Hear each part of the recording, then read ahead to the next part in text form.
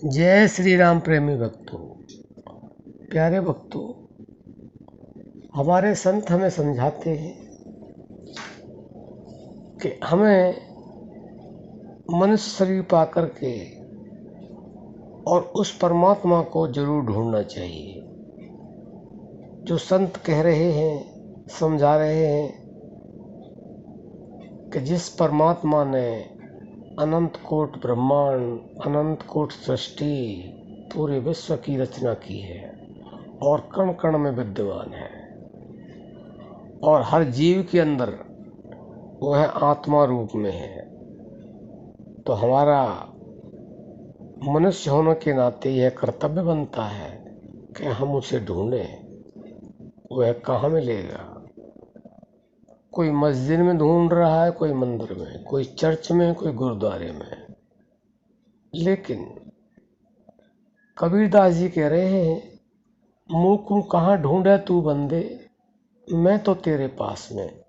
कबीरदास जी ने यह बताया कि मैं कहीं नहीं हूँ, मैं बिल्कुल तेरे पास में हूँ।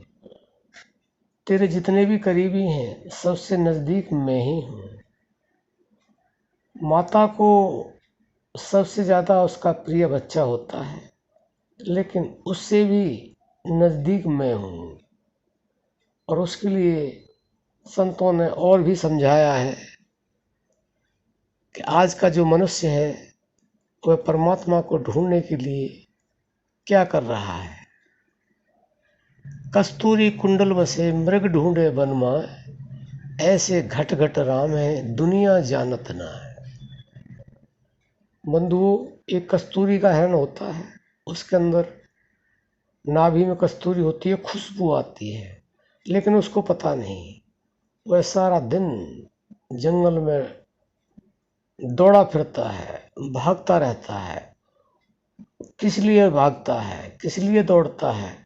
कि उस कस्तूरी को पाना चाहता है। लेकिन उस मूर्ख को यह पता ही नहीं कि वो कस्तूरी जो मुझे खुशबू दे रही है वह मेरे ही अंदर है। ऐसे ही ज़्यादातर मनुष्य परमात्मा को बाहर ढूंढ रहे हैं, लेकिन परमात्मा मिलता तो है बाहर, लेकिन जब बहुत उच्च श्रेणी की अवस्था आ जाती है साधक की, तब मिलता है। क्योंकि ये भी लिख दिया कि जर्रे जर्रे के अंदर झांकी भगवान की, किसी सूझ वाली आंख ने पहचान दी।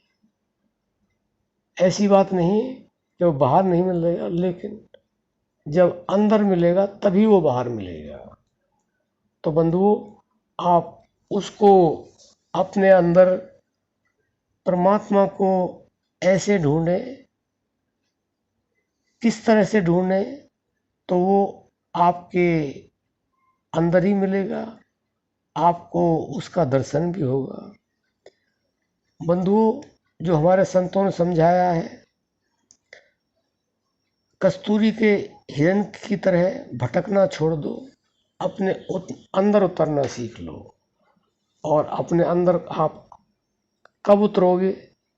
जब उतरोगे जब आप धार्मिक पुस्तकें पढ़ोगे, धार्मिक प्रवचन सुनोगे और उल्टे सीधे कार्य करने वाले लोगों के पास आप नहीं बैठोगे, उनकी बातें नहीं सुनोगे, तो आपके अंदर आध्यात्म के प्रति थोड़ी जागृति आएगी।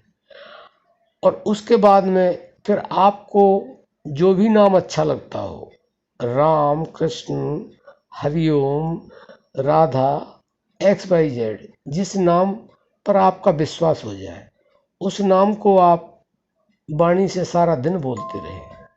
और अगर आपने यह नाम जप कर रखा है वाणी वाला, तो आप होठों के द्वारा बोलें।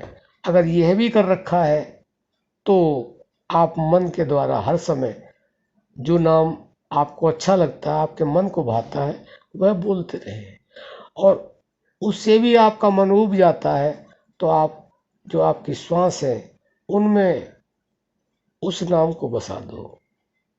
बंधुओं, जब वह नाम आपके प्राणों में बस जाएगा तो ऐसा होगा ही नहीं कि आपको परमात्मा का दर्शन ना हो, आपको परमात्मा का दर्शन अवश्य होगा और आपके अंदर ही होगा, आप ये निश्चय मान लें। लेकिन करना आपको पड़ेगा, क्योंकि बिना किए तो कुछ हो नहीं सकता। पानी सामने गिलास में रख दिया, पीना आपको पड़ेगा, तभी प्यास बुझेगी। खाना सामने रख दिया, खाना आपको पड़ेगा, तभी आपकी भूख मिटेगी। इसलिए बंधुओं, परमात्मा को पाने के लिए जिसको पाना है उसको ही यह उपाय करना होगा, यह साधना करनी होगी, इस तरह से ध्यान करना होगा। तो बंधुओं, इस तरह अगर आप ढूंढेंगे तो परमात्मा के दर्शन आपको अवश्य होंगे। आशा करते हैं आप समझ गए होंगे। आप ऐसा जरूर करेंगे और परमात्मा का दर्शन करेंगे और अपने अंदर परम शांति की स्थापना करेंगे। अब हम अपनी वाणी को विश्राम देते हैं। जय श्री राम।